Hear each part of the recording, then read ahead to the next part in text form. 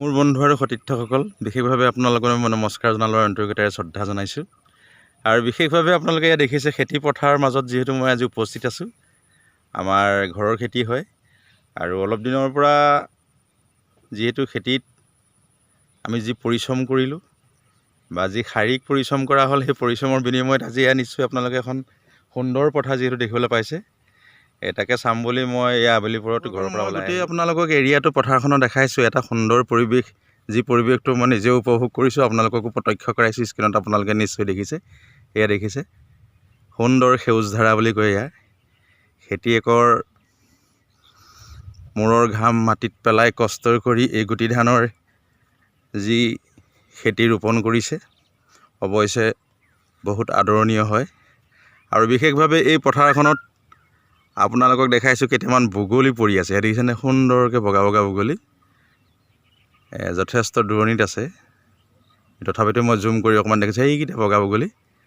আৰু বিভিন্ন জেগাৰ পৰা ইয়াত চৰাই চিৰিকটি আহি ইয়াৰ যিখিনি পোক পৰুৱা বা কীটনাশক যিখিনি আমাৰ ধাননি পথাৰৰ যিখিনি খাবলগীয়া যিখিনি পোক পৰুৱা, সিহঁতি যথেষ্টখিনি ইয়াত বাৰু সেইখিনি কৰিছেহি, খাইছে। আৰু বিশেষভাৱে ইয়াত ক'লা বগলী এবাৰ আমাৰ কেইবাবছৰৰ পৰা ইয়াত আহিছে।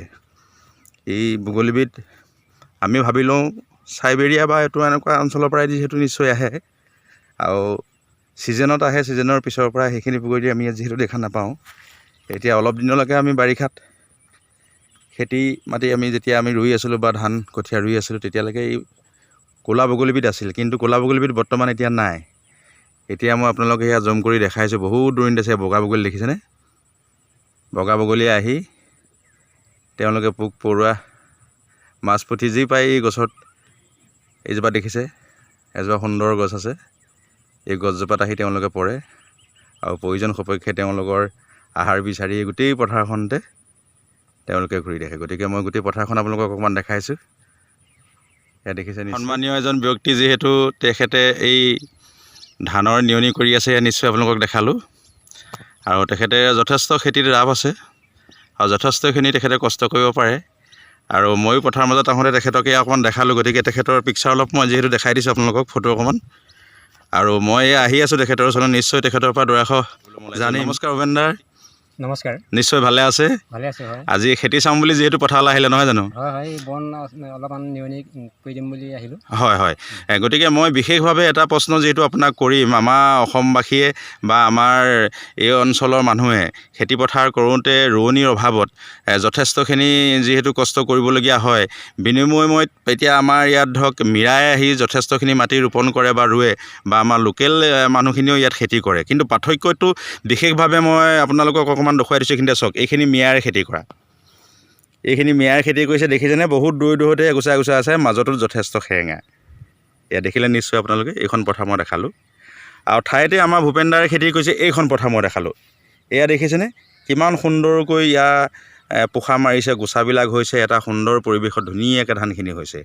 গতিকে ইয়াৰ পৰা পাৰ্থক্যটো কি হ'ব? ধান কোনটো পাৰ্টিয়ে বেছি পাব? নাই মিয়া পাৰ্টিয়ে পাব, নাই আমাৰ অসমীয়া মিয়াই পাব? গতিকে এই বিষয় লৈ মই অকণমান আলোচনা কৰিম আমাৰ দাদাৰ লগত। গতিকে আপোনালোকে আমি পাইছোঁ পথাৰত আহি পিনি, আপুনিও পথাৰত আহিছে, আজি ময়ো পথাৰত আহিলোঁ। কিন্তু আজি মিয়াই ৰোৱা মাটিডোখৰ আমাৰ ওচৰতে আছে কাৰণে আমি বিশেষভাৱে এটা আলোচনা কৰিব বিচাৰিছোঁ। ইয়াত নিশ্চয় দেখিছে, আপুনিও দেখিছে। গতিকে ভুক্তভোগী নিজে যেতিয়া আপুনি এজন খেতিয়ক হয়, গতিকে আমাৰ লোকেল মানুহখিনিয়ে ৰোৱা খেতিখিনিত আপুনি বেছি ধান পাবনে নাই? এতিয়া মিয়াই ৰুই থৈ যিখিনি গৈছে সেইখিনিত আপুনি বেছি ধান পাব বুলি ক'ব বিচাৰে? আজি যিটো দৃশ্য আমি দেখিছোঁ ইয়াত, মিয়াই ৰোৱা মাটি এবিঘা মাটিত পাব 8 মোন 10 মোন, তাৰ ওপৰত নাপায়। কিন্তু আমি নিজে আমাৰ থলুৱা ৰোৱনীয়ে ৰোৱা মাটিবিলাকত হয় হয় ধান অলপ ঘন হয় আৰু গোচাটোত অলপ বেছি দিয়ে। যিহেতু নেকি আমাৰ মাটিবিলাক সাৰ নাই, গতিকে তেওঁলোকে এডৰা মাটিত যদি 4 আশী কঠীয়া খুৱায়, আমাৰ আকৌ মানে 8 আশী ওপৰত কঠীয়া খুৱায়। এইফালৰ পৰা চাবলৈ গ'লে তেওঁলোকৰ গোচাবিলাকত পোলা নাই, আমাৰ গোচাবিলাকত পোলা আছে। সেই হেতুকে আমাৰ ধানবিলাক 25 মোন পৰিলে তেওঁলোকৰ মাটিবিলাকত খুব বেছি 8 মোন 10 মোন, তাৰ ওপৰত নপৰে। গতিকে আমাৰ 50%তকৈ মানে মিয়াই ৰোৱা মাটিত মই লাভটো কম হ'ব বুলি অনুমান কৰিছোঁ মানে তেখেতৰ মুখেৰে শুনিলে বা ময়ো এইটো ভুক্তভোগী নিশ্চয় নিজে যেতিয়া পথাৰত আহিছোঁ ফিল্ডত আহিছোঁ দেখিছোঁ যে মিয়াৰে যিখিনি মাটি আমাৰ ৰোপণ কৰিছে তাত যথেষ্টখিনি ধান কম ওলায় মানে কাৰণ হ'ল এখেতৰ মুখেদি মই গম পালোঁ যিহেতু তেখেতে গোছাত কমকৈ দিয়ে আৰু সেৰেঙাকৈ ৰোৱে গতিকে এই পৰ্যায়ক্ৰমে যদি মাটিখিনি ৰোৱা হয় গতিকে ইয়াত ধান প্ৰডাকশ্যনটো কম হয় আৰু লোকেল আপোনালোকে এয়া দেখিছে আমাৰ লোকেল ৰোৱনীয়ে কি সুন্দৰকৈ ৰোৱা ৰৈছে কি ধুনীয়া ধান হৈছে গতিকে এই ধানখিনিতে আমাৰ যথেষ্টখিনি ধান লাভৱান হয় খেতিয়ক আৰু যথেষ্টখিনি আমাৰ ধান পাবলৈ ইয়াত সক্ষম হয় গতিকে এইখিনিতে মই এটা মেছেজ দিব বিচাৰিছোঁ আমাৰ অসমবাসীক বা আমাৰ যিখিনি মানুহে মিয়া লগাই কাম কৰিছে গতিকে আপোনালোকে যদি আমাৰ লোকেলিটি গোটেই ৰোৱা গোটেই এনেকৈ যে সুন্দৰকৈ ৰোৱে নিশ্চয় আপোনালোকে মিয়াই ৰুলেও ধান যথেষ্ট পাব কিন্তু যদি এনেধৰণে ধান ৰুৱে এয়া দেখিছে নিশ্চয় এনেকৈ যদি মিয়াই সৈতে এনেকৈ ধান খেতি কৰিলে যথেষ্ট আমাৰ লাভ নহয় লোকচানহে হ'ব বৰঞ্চ গতিকে আমি খেতিয়ক হিচাপে যদি যিখিনি পাব লাগে সেইখিনি যদি নাপাওঁ গতিকে বছৰ দিন কষ্ট জোৰাই আমাৰ খেতি যথেষ্টখিনি আমাৰ অনিষ্ট হয় ধান গতিকে মই অনুৰোধ জনাম পৰাখিনি পধ্যত আমাৰ লোকেল মিয়া লগাবৰ কাৰণে আপোনালোকক গতিকে এটা দৃশ্যাংশ অকণমান দেখাম আমাৰ ভূপেনদালৈও মই শেহতীয়াকৈ ধন্যবাদ জনালোঁ তেখেতৰ অভিজ্ঞতাৰ পৰা যিখিনি কথা আপোনালোকে আজি পৰামৰ্শ পালে এটা সুন্দৰ পৰামৰ্শ পাইছে মিয়া লগালে আমাৰ খেতিৰ পৰা আমি কিমান ধান পাব পাৰোঁ আৰু মিয়া নলগালে আমাৰ অসমীয়া ছাইডৰ পৰা আমি খেতি কৰিলে কিমানখিনি আমি ধান পাব পাৰোঁ গতিকে সেইখিনি তেখেতৰ পৰা আমি শুনি পালোঁ ভাল লাগিলে আৰু ভূপেনদাৰ সুস্বাস্থ্যৰ প্ৰতি আমি কামনা কৰিলোঁ তেখেতৰ দীৰ্ঘায়ু কামনা কৰিলোঁ ধন্যবাদ ভূপেনদাৰ ধন্যবাদ ধন্যবাদ থেংক ইউ